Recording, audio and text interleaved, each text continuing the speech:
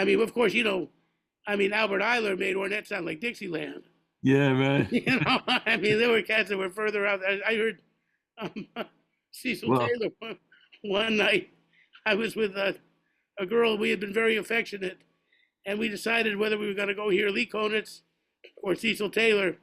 And she had never heard Cecil Taylor, and I'd only really heard him live once or twice. So we decided we opted to go hear Cecil, and when we went to the club, we were holding hands and kind of affectionate to each other, and then by the time we listened to a set of Cecil, we went home and she went to her side of the bed and I went to my side of the bed, and it was like good night.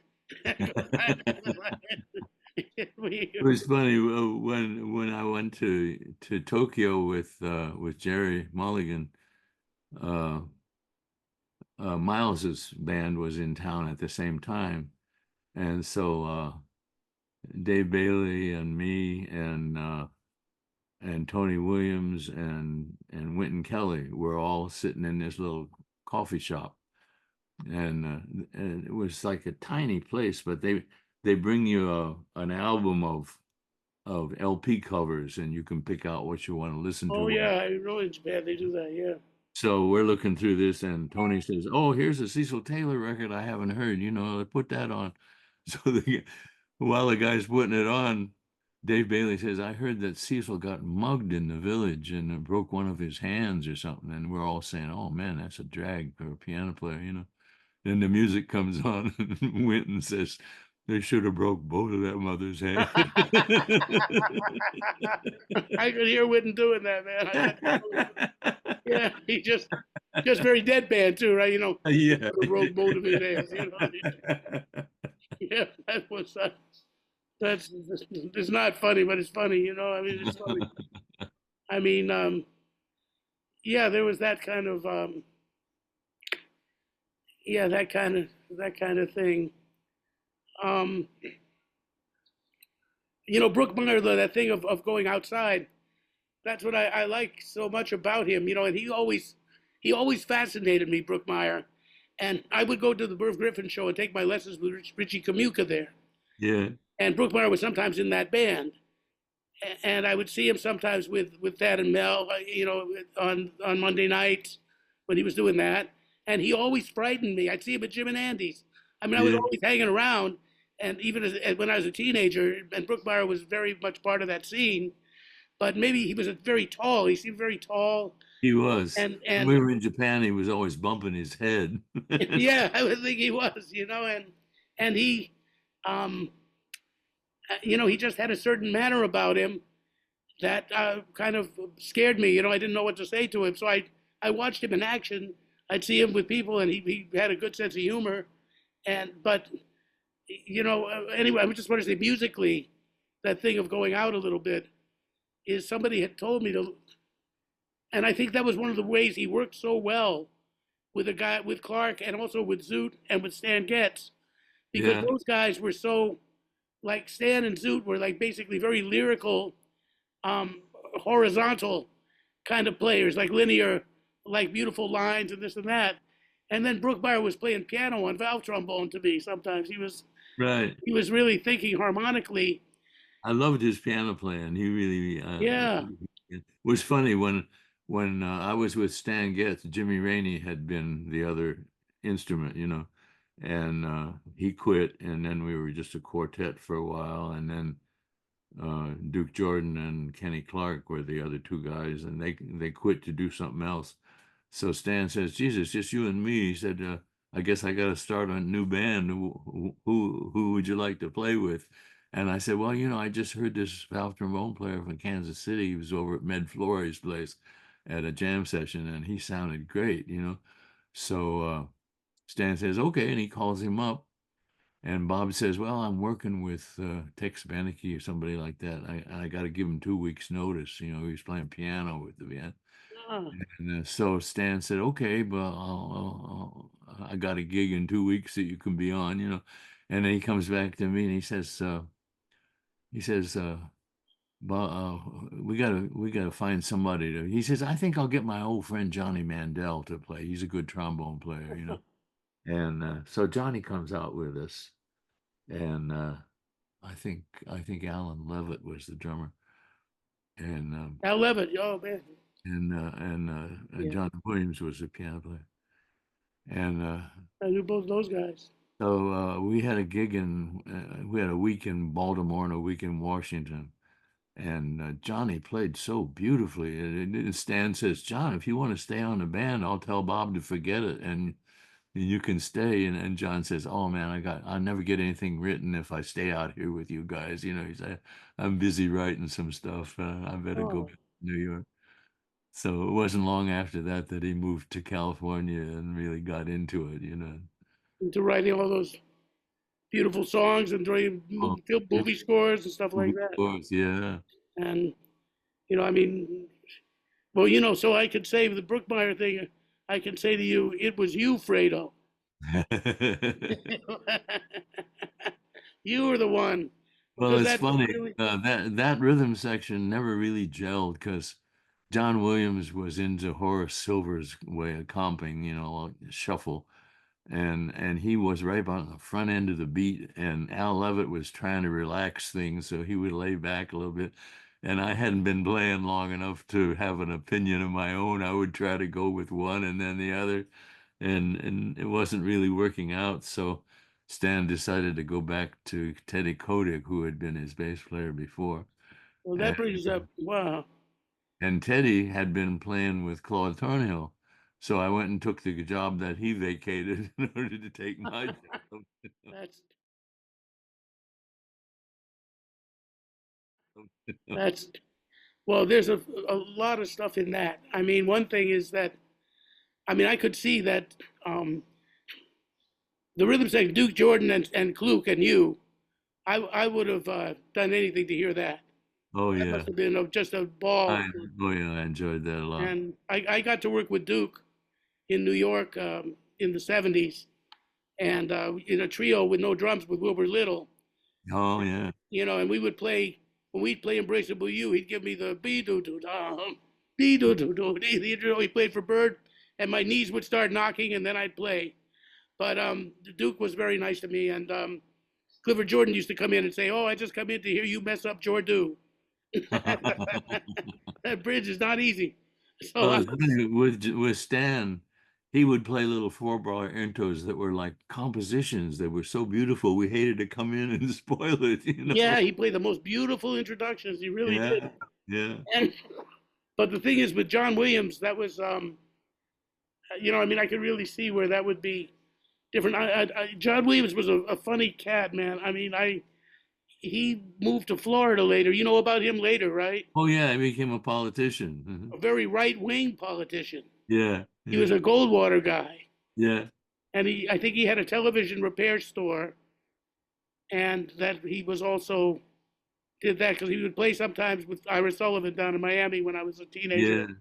Well, years later, somebody wanted to do a Stan Getz revival. Is after Stan had passed. Uh, and they tried to get Frank Isola and Johnny and me to go over to the Oslo Jazz Festival and play with Spike Robinson. Uh-huh. And uh, Frank Isola got sick at the last minute, so we used a London drummer, Peter Cater, who played really nice. And John Williams came and played the piano, and we got along just fine. It was really, really kind of strange. We got a chance to play with Lewis. What the hell was his name? A guitar player over in Right, Ireland. Lewis.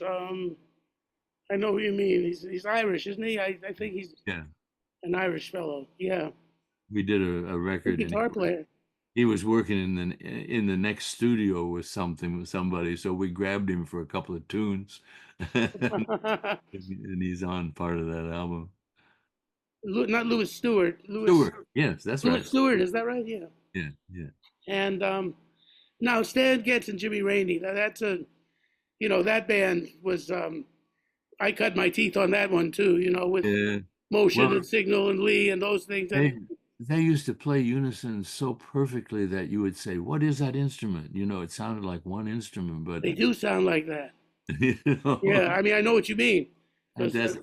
And then when he left and Brookmeyer came in, Stan actually changed his sound a little bit to match the trombone a little more, you know, and they played wonderful stuff together. It was really Brookmeyer wrote a couple of tunes for us right away.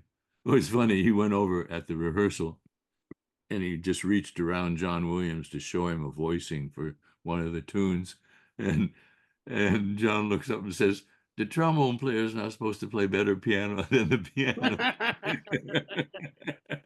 Yeah, that's funny. Yeah, well, so personality wise, um, I know that Brookmeyer said something rather unkind about Stan one time having a heart, Oh yeah. and Stan's having heart surgery, and he says, "Are they taking one out or putting one in?" right, they went out and putting one in, and I know that Stan offended a lot of people, and he told me that he was basically drunk for 30 years Yeah. and said a lot of Well, things he he was the regretted. only junkie I ever knew who got evil when he got stoned. Everybody else was passive when they were stoned, you know, but he would really do mean shit to people. Hmm. He never did anything bad to me except fire me without notice. But What provoked that? Did you have any idea what? I think Brookmeyer was suggesting to him that the rhythm section wasn't gelling and maybe he ought to do something about it. So he went back to Teddy Kotick instead. And I didn't hold it against Bob because I was still just learning the bass, you know. And That's right. You had only played for about 2 years when you joined Stan, right? right, right. Which is phenomenal. So then I put in a couple of years with Marion McPartland's trio at the Hickory House, and she made a much better bass player out of me just because she liked to play in all the hard keys, you know. Oh, and Joe And Morello was on drums with that, yeah, right? uh-huh. So then when Jerry came back from the West Coast with his sextet with Bobby and Zoot, Peck Morrison was leaving the group and he needed a bass player, and I think Bobby recommended me. So so Jerry called me up and I did that for about a year, and then uh oh, Jerry got into one of his "I'm a genius" things. we Genius things. Well, I know you spent 10 years with Mulligan. Yeah, Can you off define and what do you on. mean a genius thing? A temperamental thing, or Oh yeah, you know, you're not giving me 100%, you know, some of that kind of stuff. would he do that? He said it to both Dave and me, and Dave just ignored it and stayed with him, and Is Dave Bailey? yeah, and I got insulted and quit, you know. Uh-huh. So I didn't realize that Jerry had no memory of that kind of stuff from day to day. You know, he would do something really insulting, and then it was as though it had never happened, you know. But Was it substances or was it I have no idea. I have no idea. really? A lot of ego in there, you know. So I love playing with him, you know. And he gave me the opportunity to play in a lot of great places that I never would have played without him, you know. Uh, but I was doing an off-Broadway show, and he called me up 6 or 8 months later and said, I'm starting a new quartet with Art Farmer. You want to be on it?" You know, and I said, "Of course." And so I did that for about a year, and then he got a movie that he talked them into That's hiring. the "What Is There to Say" record, right? With Art Farmer. Yeah, yeah. Yeah, and is it the Night Lights also that? But that was That's later on. Brookline. That's Brookline. Go ahead. I didn't mean to interrupt. So he did a movie. And I didn't want to do the movie. I just fallen in love, and I didn't want to go to California. And it was probably a good thing that I did turn it down because he went out there. I think Joe Benjamin became his bass player then, and they kept postponing the shooting of the movie. They were paying them, you know, but they're sitting there for a month doing nothing.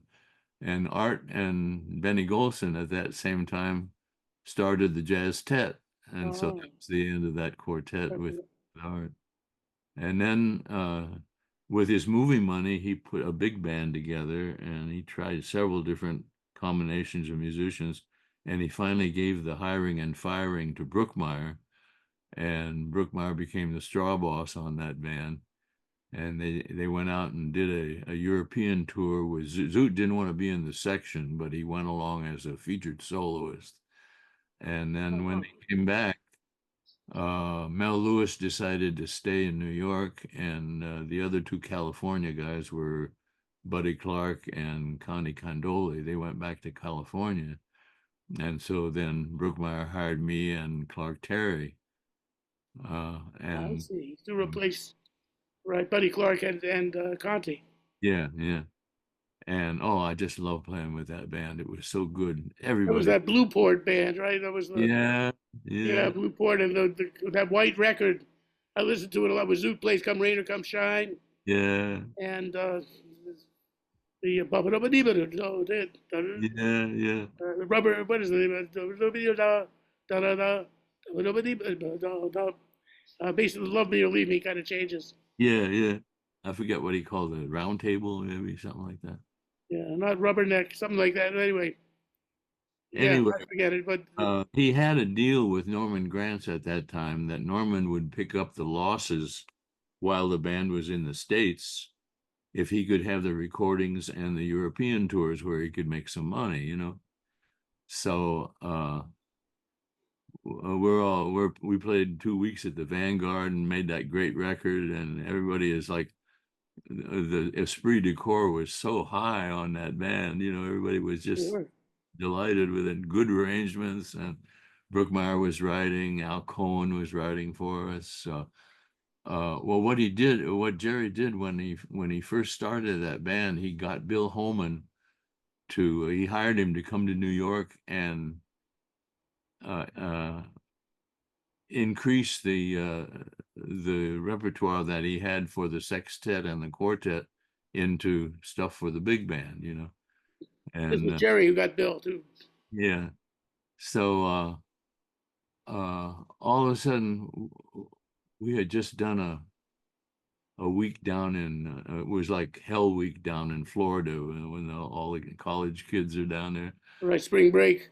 Yeah, and Jerry gets a notice from Norman Granz that he's sold Verve and the deal is off.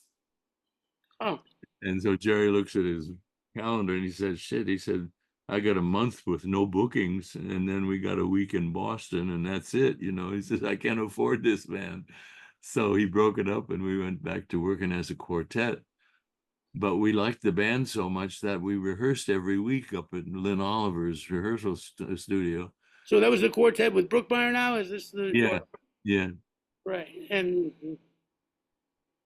And then whenever Jerry had a hole in his schedule, they would book Bob and Clark down at the half note for a week or two, you know. And that was always nice. It was funny, it was supposed to be Hank Jones's gig, but he was so busy recording in those days that he always sent in a sub. He'd be this was working Hank Jones's gig, you mean at the at the half note with Bob and Clark, you know. oh, I see. So he was gonna And so it would, you know, the first time that I played with him, Tommy Flanagan was the sub that Hank had sent in. And so we got to play with him for a week. I see. So Hank was gonna be the piano player on that band with Bob and Clark. Yeah, yeah, he was supposed to be, but he was recording Right. in night in those days, and it was just he couldn't take off. So the next time we went in, it was uh, Tommy Flanagan and let's see who else. Herbie Hancock did it one time. Now the record I got that I bought that day was Roger Kellaway. Yeah, well, uh, we did a thing in Philadelphia. The Barry Harris was the piano player, and then we had another thing booked, and Brookmeyer said, "Well, come in an hour early because I just wrote a couple of new tunes and I'd like to rehearse them." Okay, so we come in an hour early, and here's this young piano player from Brooklyn that none of us have ever met before, and Clark says, "You're in for Hank?" And he said, "Yeah." He says, "I saw him this morning on a record date and he said he'd be here. When did he call you?" He said, "He just flagged me down on the West Side Highway." That's a Hank, man. That's so, so Clark said, well, nothing against you, but we got to play with somebody we know. So he sent him home with $50 or something, and he called up Roger, and from then on, Roger was our regular piano player. It Wait a became minute. So Roger, who was the young guy that showed up? I don't remember his name. He's just a kid from Brooklyn, Oh, it that wasn't Roger. That was the kid. So he some- knew Roger, but I see. somebody that Hank knew. No, but Clark knew Roger, so he called him.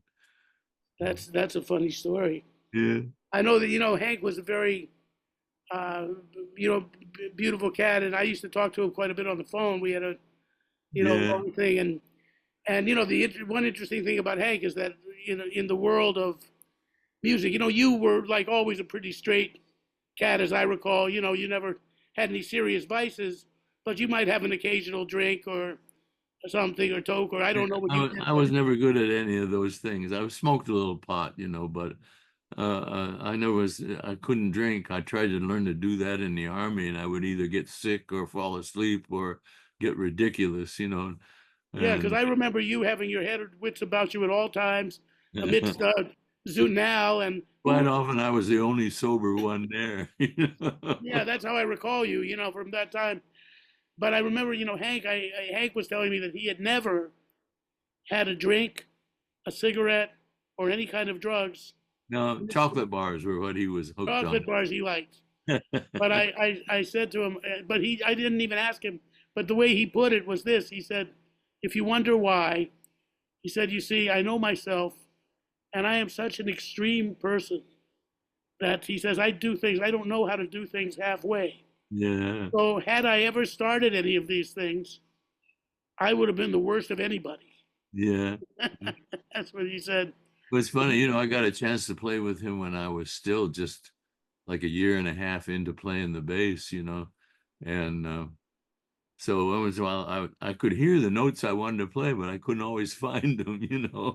And yeah, I would play a note I hadn't intended to play, and instead of looking at me askance, he would say, "Oh, thank you," and he would reharmonize the chord, Oh, that's funny. use my note. Oh, thank you. Yeah, that's him. Well, I was listening to this record earlier this week, which I rediscovered. I hadn't really heard it for many years. I had it when I was, younger. The record that you and Brookmeyer and Zoot and Hank and Papa Joe Jones. Papa Joe, yeah, that's a nice one. I think it's called Ooh, yeah, Ooh, and that is a fantastic record. That's one of those records. If somebody wanted to know what swinging was, yeah. that might be a record I would play them. Funny thing about that record date, the Bossa Nova had just come into New York, and Jim Hall came back from a tour of South America with some Joao Gilberto records, and so Bob got interested in that, and he'd written a bossa for that date. So he showed Joe the beat, and Papa Joe, right? This is the yeah, bassy Joe Jones, folks. and he starts it out, with a straight eight feel, and all of a sudden it starts to shuffle. you know, and Bob would stop and say, "No, no, it's straight eight." Then Joe would get it going again, and he'd have it all right for a bar or two, but then it'd start to shuffle. He could not swing it that way. So, Right. so I said, "Well, why don't we play it that way? It's kind of interesting." And Bob said, "No, let's just do something else." And then he scrubbed it. So you didn't do it. Ah. Yeah, yeah, it was Well, that's funny. what when I lived in Brazil, sort of the opposite would happen. I had a nice Brazilian rhythm section. I spent like 7 months there. Oh, in 1974. So I'm on this gig, and it was a 5 night a week gig I had. You know, and they wanted to play bebop. They wanted to play these tunes. So they'd say, "Along came Betsy, Betsy, let's play Along Came Betsy." So you try to go bit doo dee, do do do dee, And they're playing it straight eight. and it didn't make it. Well, they tried to play it with swing, but Yeah. it just didn't really work. So I said, "Could you guys play it like chico chico chico doo dee?" And then that was dancing. That's Yeah, how we. So I ended up playing any tunes like that pretty much. Play it your way, guys. yeah. And then it Well, was that whole samba tradition is for dancing while you walk. yeah, and that's what it does. So they were they I would let them play swing sometimes because that's what they really wanted to try Yeah. to do. But then I would usually try to persuade them, can we just, after a couple of choruses, why don't you go into your thing on it, So, Yeah. Right. do Well, do it's dee do funny. da da da da da da da dee da dee do da. In about 1951, I think it was, I got a gig on one of the Moore McCormick liners that goes from New York to Argentina and back. And I was just hired for that one trip, like a 38-day trip, I think it was.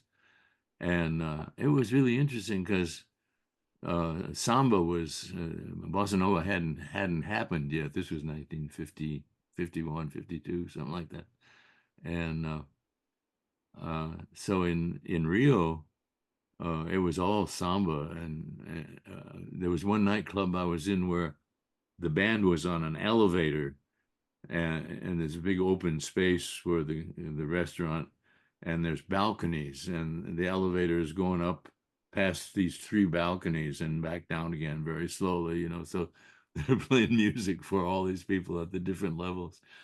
And then when I got to Buenos Aires, all of the big nightclubs that I went into, they had two bands, the Orchestra Típica, which is tango, Right. and the Orchestra Jazz Americano, and turned out that a lot of guys that could play had come from Europe and couldn't get into the United States. They'd gone to Argentina instead, and so they had some pretty good bands down there. But the funny thing was, if they would play, they'd take arrangements off of records, and if they play something that Duke Ellington had played, their band sounded like Duke's band, and if they played something that Woody Herman was playing, it sounded like Woody's band.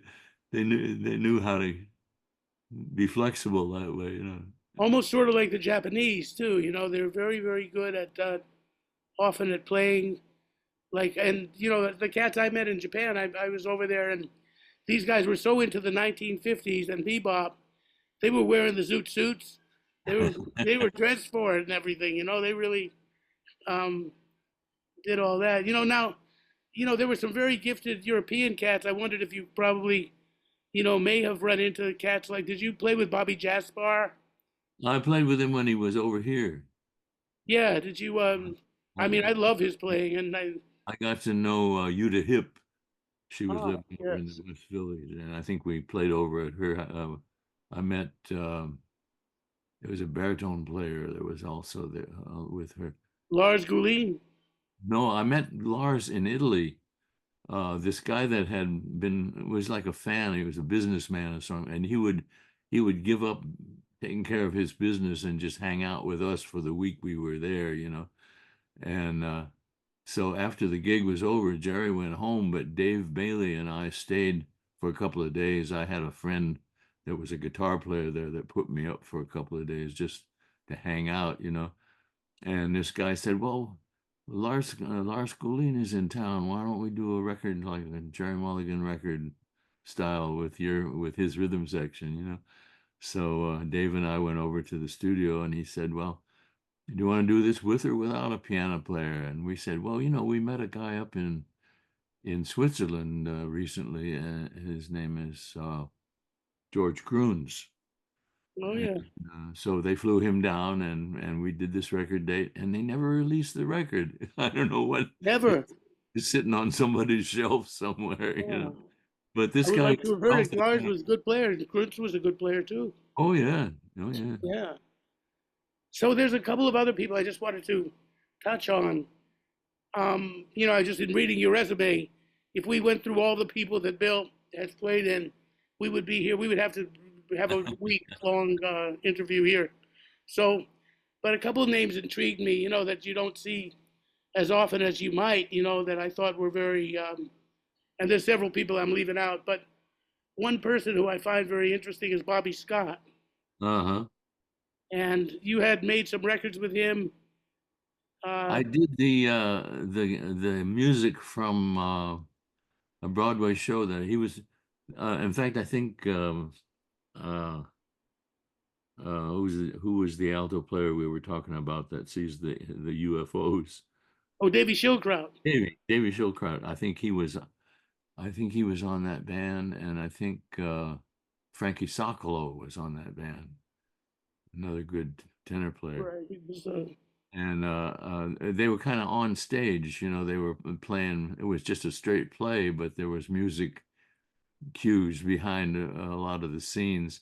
So Bobby did an LP of that music, and he hired me to do some of that. I'm not sure if I did the whole date or not, but it was funny.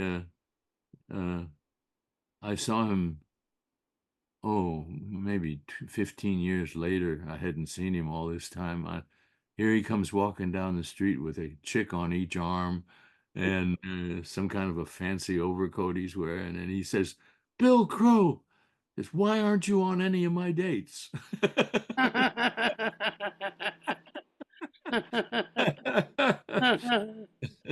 I wondered the same thing.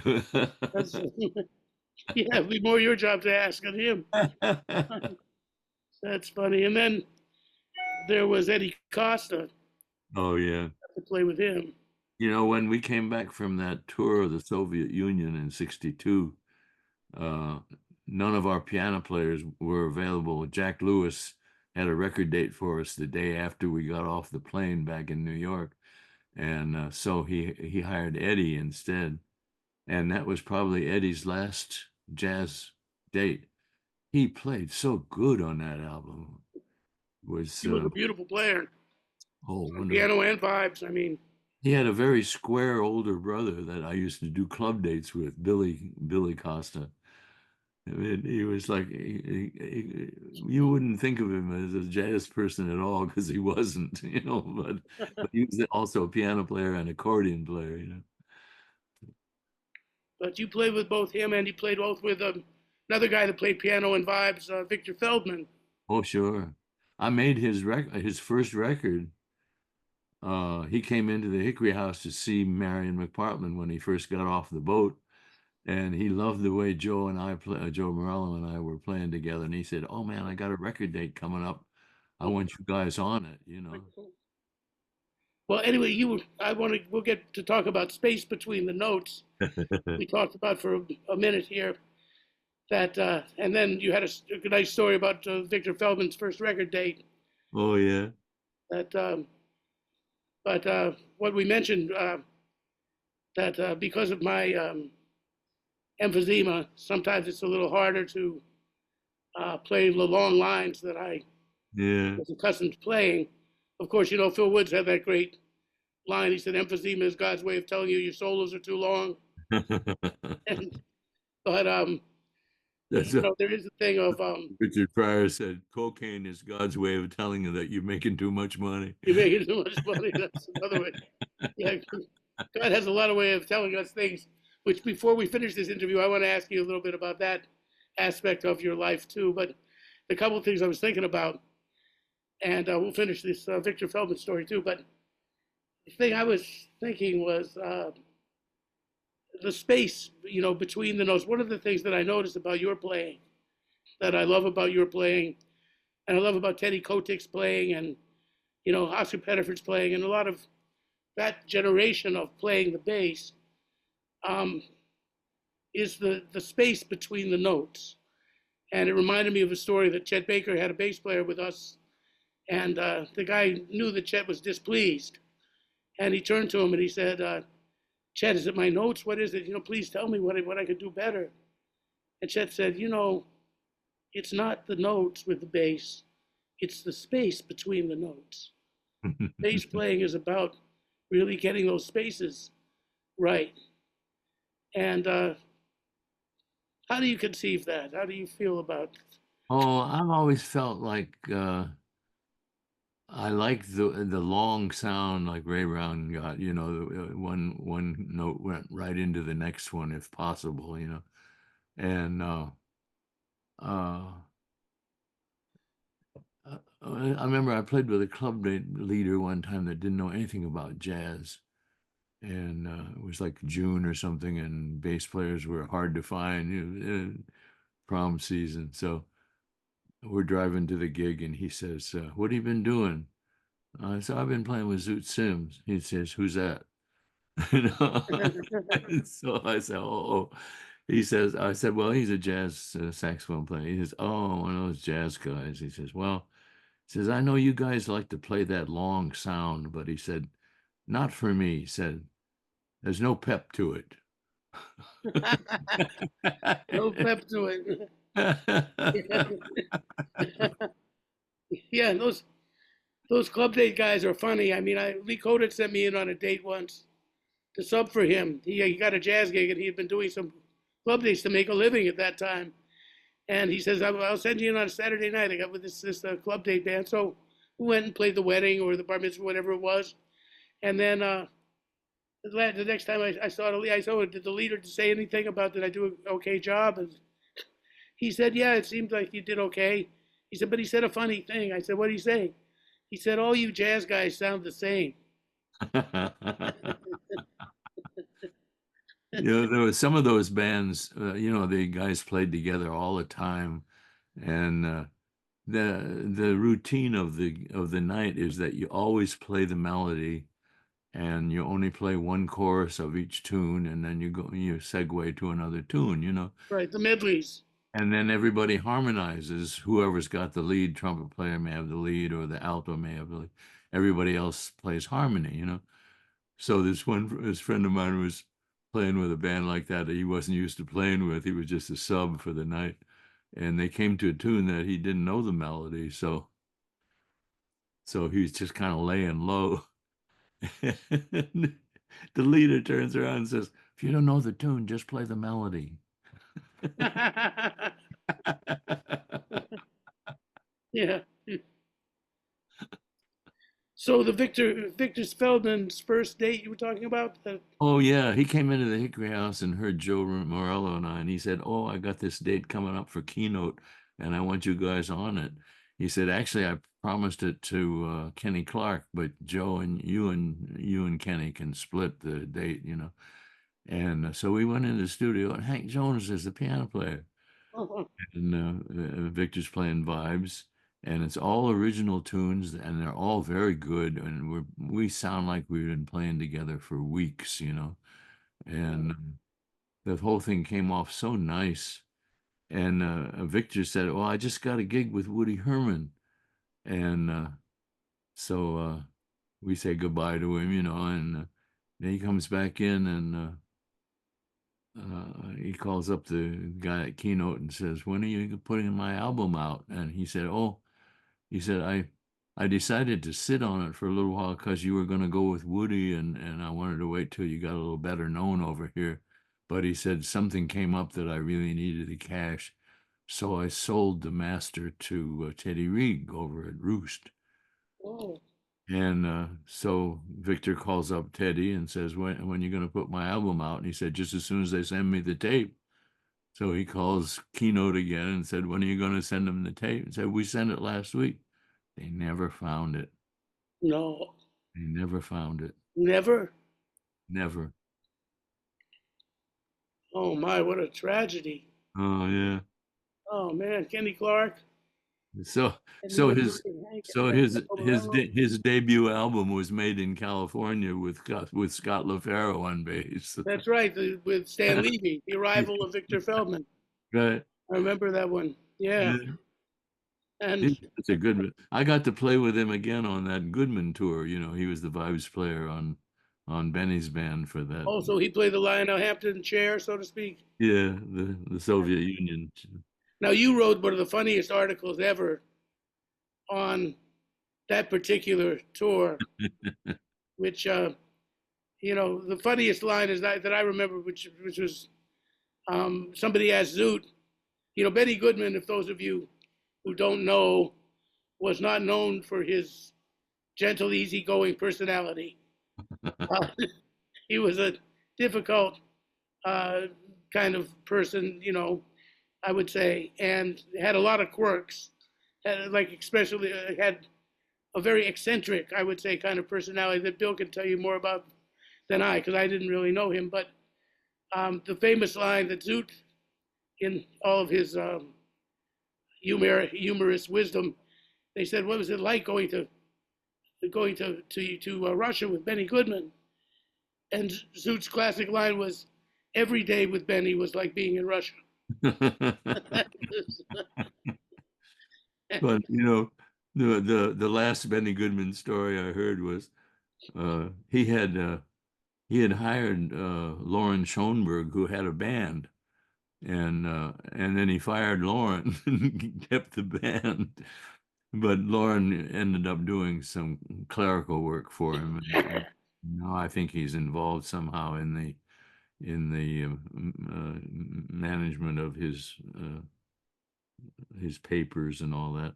But anyway, they're on a plane, and Benny is being very flirtatious with the stewardess, and she's being very straight life, business-like. And he finally says, "I guess you don't know who I am." And she said, "No, I don't know who you are." He says, "I'm the king of swing." And she says, "What's swing?"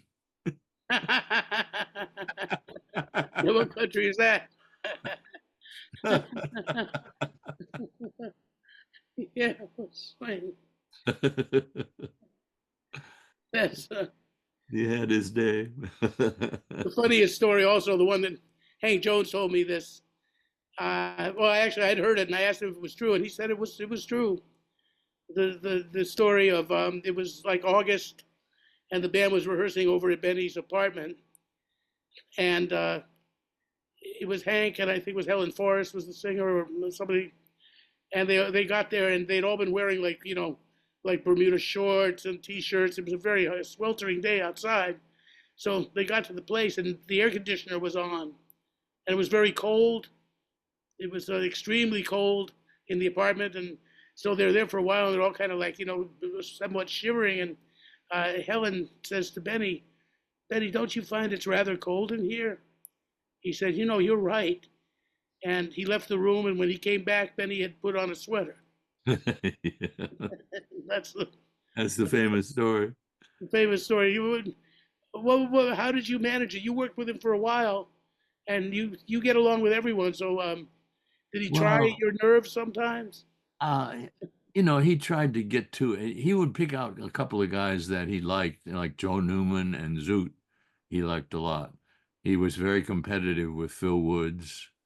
Uh, he didn't think that Teddy Wilson was modern enough to play some of the new arrangements, so he had John Bunch come along and play piano as well. So he Uh, had Teddy Wilson with him, but only for the older stuff. yeah, yeah. And uh, the only time that he said it, well, he did me dirty the first we at one of the first rehearsals. He handed me a piece of music that was just whole notes, and he said, "This is something that Copeland wrote for me," and he said so, but we never rehearsed it. That Aaron Copland wrote for him. Yeah.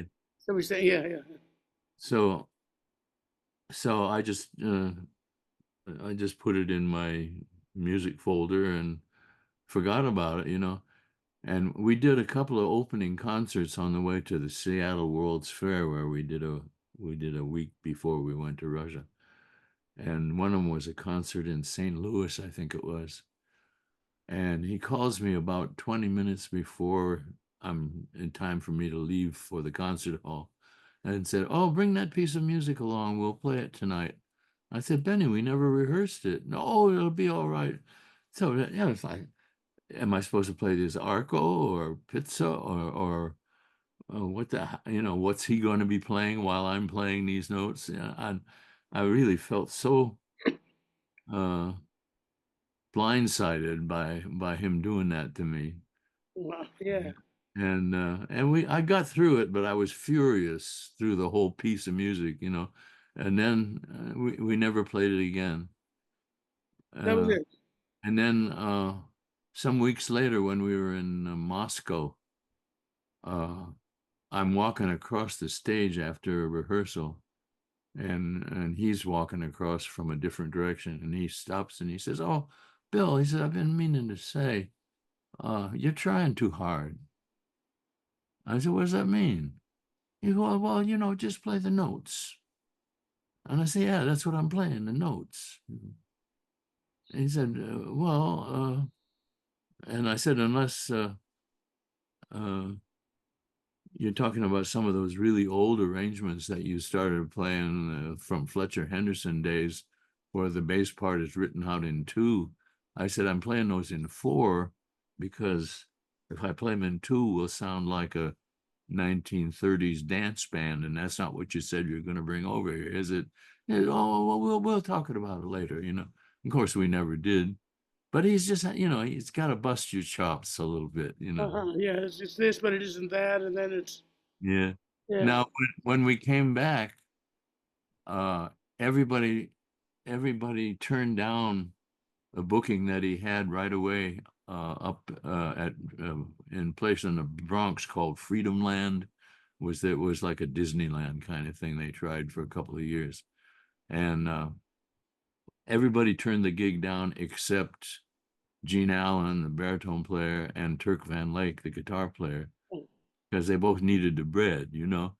And so I go into Charlie's Tavern the next night, and there's Turk. And I said, I thought you were playing in the Bronx. He says, no, Benny fired me. I said, well, how did that go? He said, well, we started to play the first tune, and he waved me out. So I waited through that, and then I started to play the next tune, and he waved me out. So I just sat there, and then at intermission, I said to him, Benny, if you don't want me to play, I might as well go home, right? He says, yeah, I guess so, Pops. He says, I couldn't leave it there. He says, I said, what was it about my playing that you didn't like? And he said, Benny went like this and said, hand didn't look right. The hand didn't look right. Jeez, And now Turk had played with him for years, you know. that's how old was Benny when he did this? I mean, Oh, he was, let's see, he must have probably been in his 50s. I can't. so dementia is not the best excuse for that. Oh, it's funny. I said to Teddy Wilson one time, do you think that it's really could be that his age is starting to get to him? And Teddy sits up kind of erect and says, the man is the same today as he was in 1930. You know? So that's out of the He question. says, you just have to learn to ask for more money next time. That's good. So Teddy was a nice cat, right? You enjoyed. Oh, lovely man. It was funny. We were over there for some weeks, you know, and he called me up one day and he said, come up to my room. So I come up to his room and he hands me a hair clipper. Says, I want you to cut my hair. So, you know, his hair was very kinky and gray and I said, Jesus, Teddy, you know, he says it's easy. There's a guide on here that for the depth and all, you know. So I cut his hair, and it turned out to be easy. It was like trimming a hedge, you know. And, and while I was doing it, Willie Dennis came in. He says, "Oh man, I need a haircut too," you know. So I ended up They getting did him too. I did about four haircuts. I did Phil Woods and Jerry Dodgen, I think. So I became the barber. The band barber. That's good. That's great. So, Bill, you've written a few books. I wanted to, two more little things I wanted to go through with you. You know, one is this. You know, Bill has written a book called From Birdland to Broadway, which is basically your autobiography, right? Yeah, yeah. From the beginning to. I got a bunch of character sketches of people I worked with, and it's mostly autobiographical. Yeah. So it's sort of like a memoir. I'm kind of writing a similar type of thing where my life is kind of chronicled along with the people that I knew. Uh-huh. You know, like so the chapter isn't like entirely Yeah. just what I did. Well, I did the other book first. That was Jazz Anecdotes, and that was because there was a jazz fan who was one of the vice presidents of Oxford University Press, and he had already accumulated three or four people who wrote about jazz, you know, uh, Whitney Balliet and Ira Gittler and Gene Lees, and he was talking to one of them one day, and he said, you know, Oxford has published anecdote collections from literature and from the opera and from the military. I said, why shouldn't there be one from jazz? And they thought that was a good idea. And you know, well, who would be a good person to put something like that together? Well, they all pointed to me because I'd been writing a column about of musician stories for the local 802 monthly newspaper for a couple of years. And so he called me up and I sent him some copies of my column and he said, oh, yes, let's do this. And gave him an advance so that I could upgrade my computer. And for the next 3 years, I just gathered jazz stories. Yeah, well, And they're wonderful books. In fact, they make really good gifts for people too. I've given those yeah, books as gifts to people for years, and they're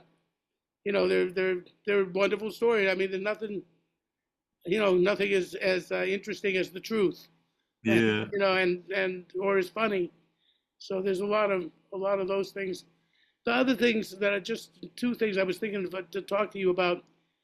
I think you mentioned the idea of the hard part of writing, or the interesting thing was, reading it again. How did you put it when we first started to talk? Oh, yeah. You write down everything that you can think of to write, and then you start rereading it and editing it. And the editing process is where you improve your use of the English language and make sure that you're making yourself clear and that there's no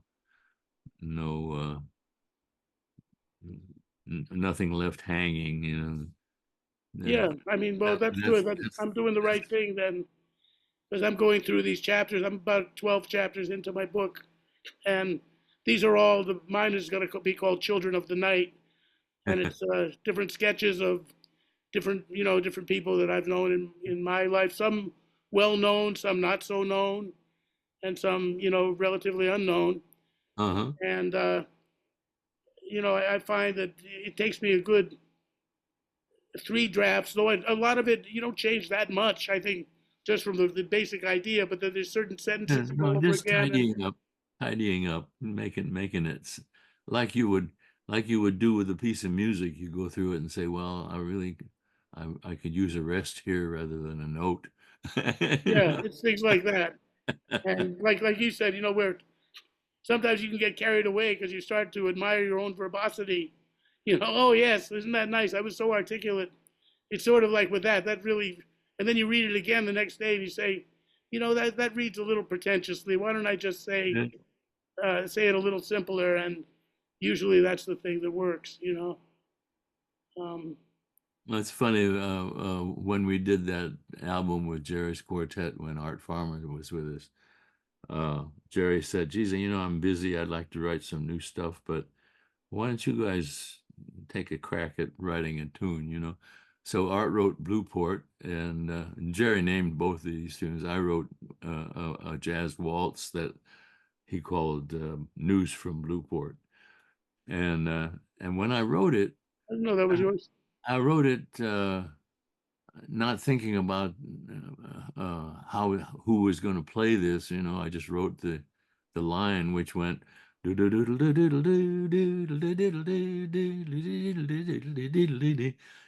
when they started to play it, they were stepping all over it, and I was saying, "Gee, that's odd."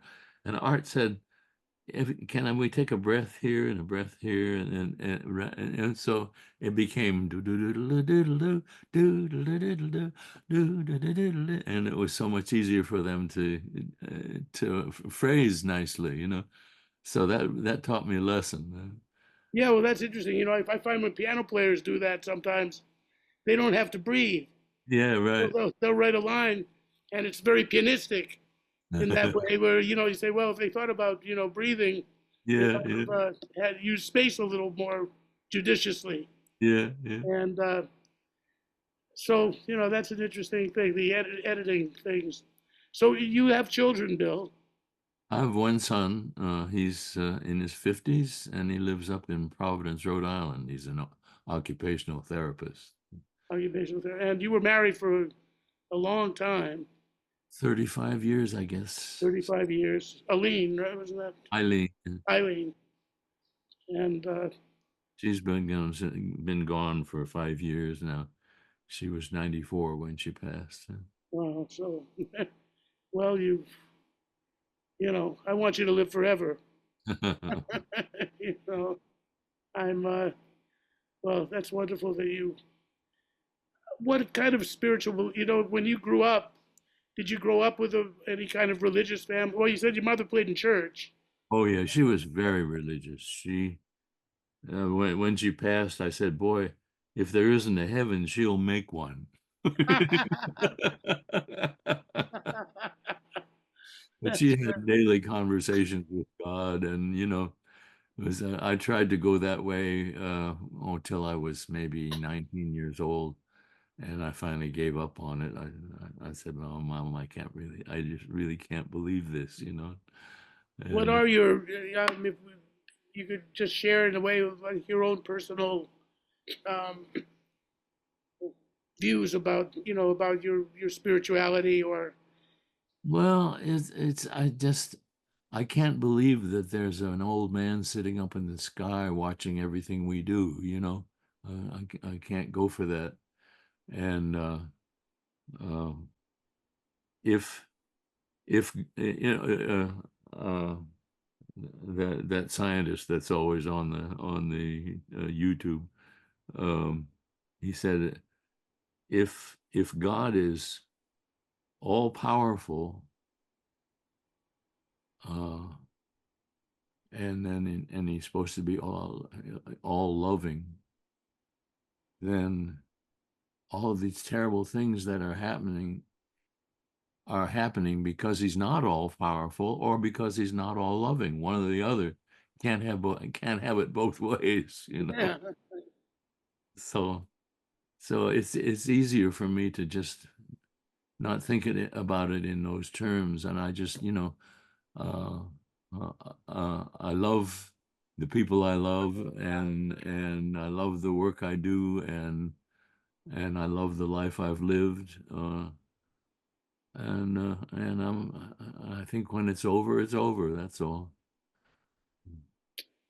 well, that's, and you not had, a lot of the guys had, a lot of the people in jazz had various, explorations of different theosophies and philosophies, Oh, you know, sure. Well, that's Buddhism. okay. There was somebody on the tube the other day that said, so there are 300 different gods that you don't believe in.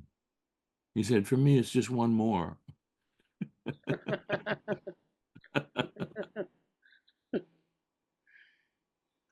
Well, whatever it is, we're glad you're here. Yeah. And, I think we've covered pretty much a very wide range of things today, and I appreciate your Yeah. insights.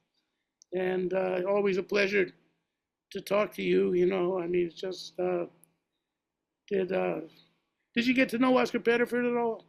Yes, I did. That's a question I had for you while When I we're. was first taking up the bass, he was around town a lot, and I just followed him around like a puppy dog, man. Uh huh. Any place he was playing, I wanted to see how he did it. Really? Yeah. That's. I mean, I hear that influence in you. Yeah, yeah. That seems to be. Well, he was really the state of the art. Oh, yeah. He I was he mean, was the best around. I admired Jimmy Blanton, and but he was gone, and I never got a chance to hear him in person. And it was funny. I had an Edmund Hall record when I was in high school that Israel Crosby was the bass player. I think it was called Profoundly Blue. And he had a nice line on it. And I thought, oh, this guy's good. Then I never heard anything more about him until many years later. Here he is with Ahmad Jamal's quartet. And I said, well, he must have either been a child when he made that first record, or he must be very old now. yeah, that was about all he was. I didn't know the Edmund Hall record, but I only know him from Ahmad.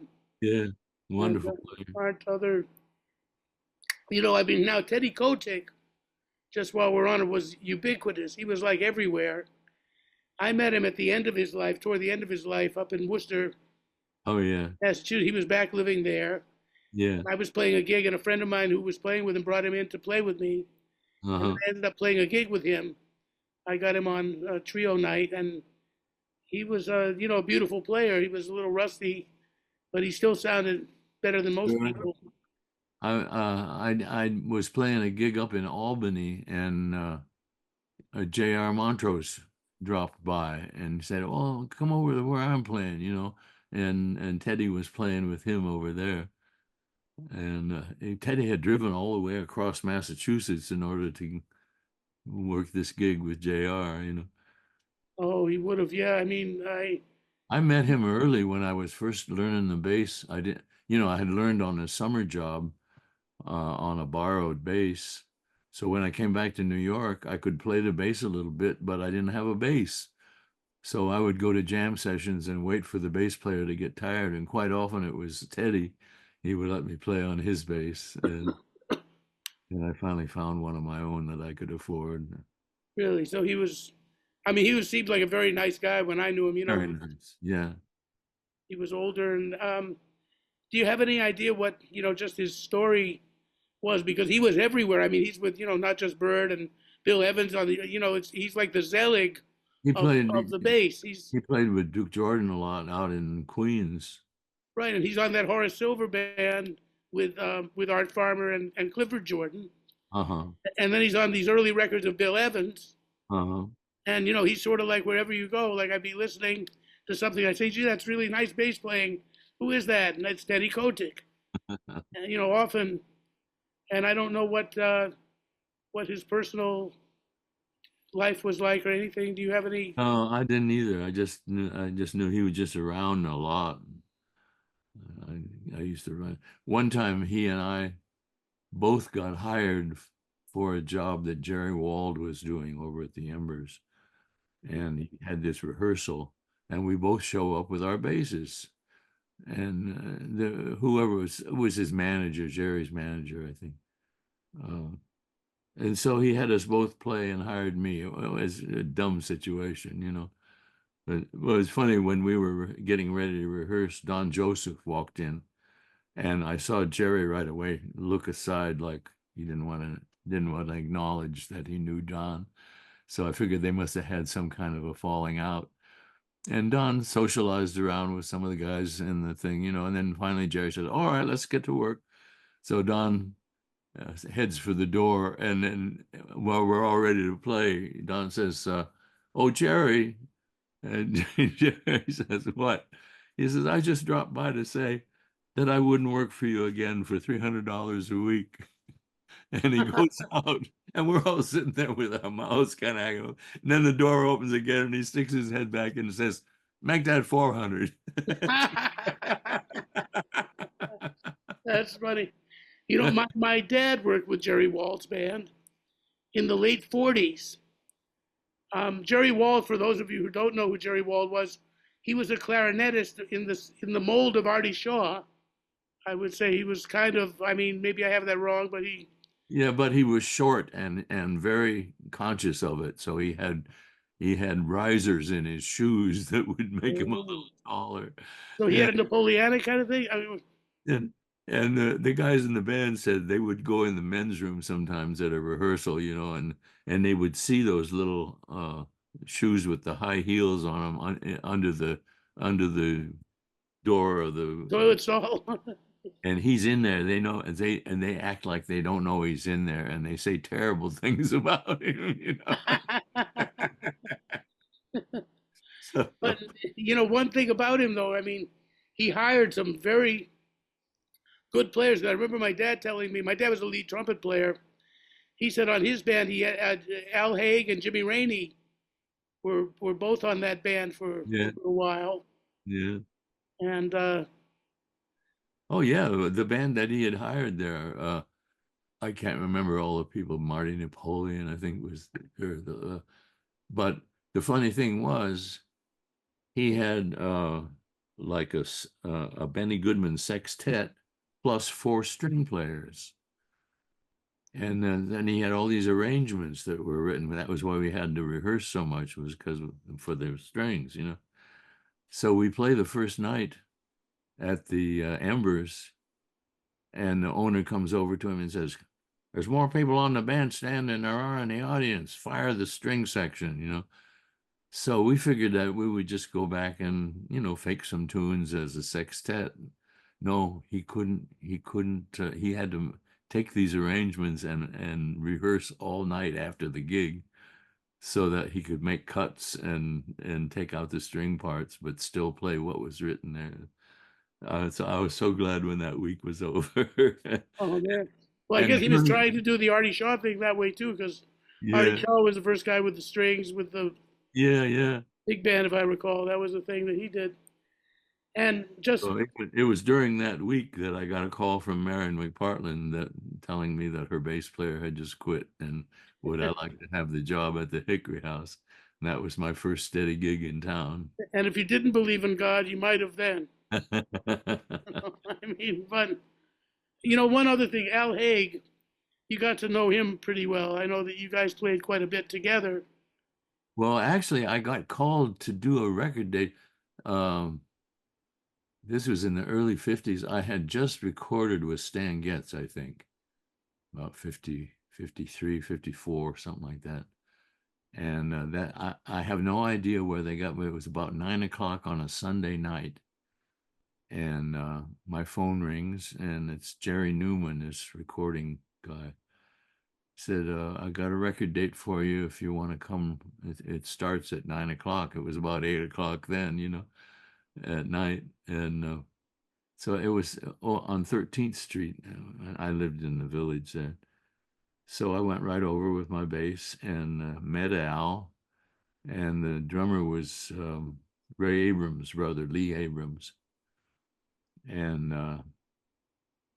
Jerry had this thing. He had a piano there that had no top on it, and a microphone that just hung straight down, looked like a little stack of dimes on the end of a tube.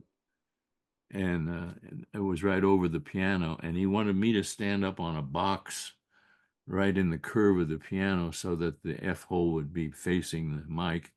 And he kept moving Lee back until he was sitting in the doorway of the men's room with his drums, and that was the balance. And then Al would just say, "Do you know this?" He'd play a couple of bars of a standard, and I'd say, "Yeah," and we'd do a take, and it was all one take. We did enough for a 10-inch LP, and there's still a time on the record date, so Jerry Newman said, "Geez, you want to do another album, and I'll put it out on my esoteric label." So we did more tunes, what is 8 more tunes, something like that. So you did two LPs, and they're available, these records, right? They're Well, I've seen them on a composite of the. Now, what had happened? Henri Renaud is a piano player from Paris. oh, Renault, yeah, sure. And he had come to New York with a pocket full of money looking for Al Haig. It's like, why there's nobody recording this guy? Mhm. So this was the way the date turned out. And so Jerry Newman got a record, and Henri got one to release in Paris. And that was, I had never met Al before, and I didn't see him again for another 5 or 6 years. I was in Detroit with Marion, and Al was stranded there. He had been playing with Chet Baker or somebody, and the That's great. band broke up, and he got stranded. So he asked me if he could sleep on my floor, and so I made him comfortable, some blankets and stuff, and he stayed. And then in the morning we went down and had some breakfast. I treated him to breakfast, and then I was walking out, and the owner of the hotel, we knew him because Marion and I and Joe had stayed there several times.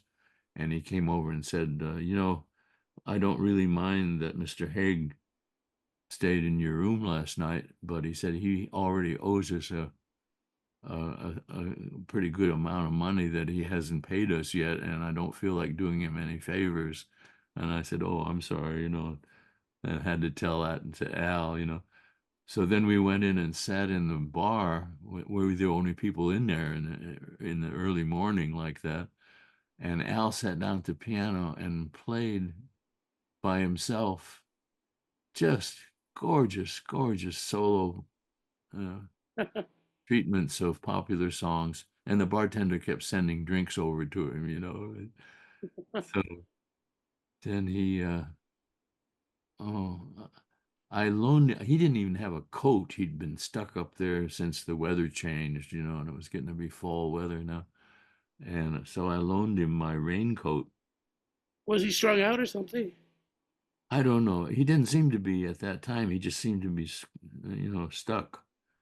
And then I really had to beg him to give me my raincoat back before I left town. I said, I'm not rich. I can't afford to buy another raincoat, you know.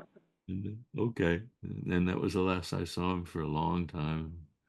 Ran across him a couple of times when he was working down at 1 Avenue. Somebody I knew said they ran. He was talking to Al Haig, and this is back in and he was going out with Bird, and Al Haig said, "Yeah, well, it's great to play with Bird and everything, but what I really want is I want a gig at the Drake Hotel." Yeah, right. Right? Is that like accurate? He just wanted a steady gig where he Well, didn't. he told me that in the days when 52nd Street was hot, he was playing in the only place on that block that didn't have jazz. And he was just playing songs, you know. And he said Bird and Dizzy came in and had hid their horns under their jackets. And they came in and sat in with him and played a couple of tunes and then hired him. You know, that was Is that it? it was So his that's how idea. that started. Yeah. Oh man, that's great to know. What one more thing, and then I promise you can go. I mean, one other story I'm just curious about. I'm a great admirer of Jimmy Rainey's as well, and I never really got to. No, I heard him at Bradley's a couple of times, and and I knew Doug a little bit because we played in Denmark. Uh-huh. We just had jammed one night and had a very nice time. And but when you were with Rainey, he was such a wiggy cat that did he ever talk about music with you or show you how he like technically uh, thought of music? I'm just curious. Oh, we sometimes talked about records that we had of classical music that we liked or something like that, you know, Delius or Stravinsky or something like that. And I remember I was sitting over at his apartment one time looking at his guitar, and I said, this guitar is open in the back. The seam, there was like a half of the back had raised up, and there was like a hole you could have mailed a letter through, you know. And he said, "Yeah, I keep meaning to have something done about that." And then I looked at the rest of the guitar, and I could see that, he played so delicately and so swiftly and with such a light touch, and his action was way high off of the neck. And I said, "What? How did you get to be playing with such a high action?" And he said, "Oh, is I really need a fret job, but I never get around to taking it into the guy, so I just keep raising the bridge up." Really, And it looked like a country and western guitar, that's funny. Wonderful. Well, this has been delightful, Bill. I can't thank you enough. And how's your thumb, by the way? I mean, your pinky finger. You Well, it's the bone is healed, and I can't straighten it out completely unless I do this. So I just started occupational therapy with a hand specialist yesterday, and she's I hope building it's a splint. better soon. So yeah, I can press down with it, but I can't find the string. I can't extend the finger the way I need to. So it's going to be a couple of weeks, I guess, before I can start playing it. So I'm playing the tuba instead. I go to my weekly jam session and play the Play tuba. on tuba still. Yeah. Yeah. Well, it's just been a ball. I've had a wonderful time, and thank you so much. And once again, Bill Crow, if you don't know who I've been talking to, one of the great bass players of all time, and an old friend of mine since I was a teenager. Actually, we've known each other since 1968, uh, 78, 88, 98, 2008, 2018, 57 years. Yeah. Yeah. Oh well. I remember very well a benefit we played for WBAI at the old church they used to have over there, and you and Tom Harrell were the horn players on that. And Yeah. that was That's my first time to play with Tom. yeah. That was wonderful. All those things. I also think that the first time I sat in with anybody in New York was with Zoot at the half note, and I think you were playing bass that night. Yeah, So yeah. that's how far back we. I remember Joe Shepley had a big band, and Maurice Mark and you, and I think you were playing bass in that, right? Joe Shepley, the trumpet player. Yeah, sure. And he talked some Irish bar up in Yonkers into letting him have a jazz night there on Thursdays or something. And ended up only people that came in were the jazz players that wanted to sit in, you know. But we had some nice times playing there. Yeah, Joe wrote me a tune. I'll never forget. He actually wrote an arrangement and dedicated it to me. And when I was a kid, came up to play with the band and had trouble reading it. But anyway, um, but anyway, I thank Bill so much for being with us, and I thank you for uh, tuning in and watching us. And I'd like to remind you to please give us a like and subscribe. It doesn't cost you anything to subscribe, and you get notices of when we're on, and we did some what do you call it research, and we found out that as of a couple of weeks ago, only 30% of people that watch this were subscribing, and now we're up to 50% of the people that have subscribed. So Jesse Kaiser and I are very happy about doing that. It doesn't seem like it's much to do, but it really helps us much more than you can imagine. Those giving us a like and subscribing, analytics. I was looking for that word. We were doing the analytics, and they say it's a big word, like a friend of mine said, a big word like mayonnaise, and we do that. So I thank you again, and I thank the great Bill Crow. What a priceless experience this has been. Thank you, and bless you, and all the best to all of you. And we'll see you next time on the real side.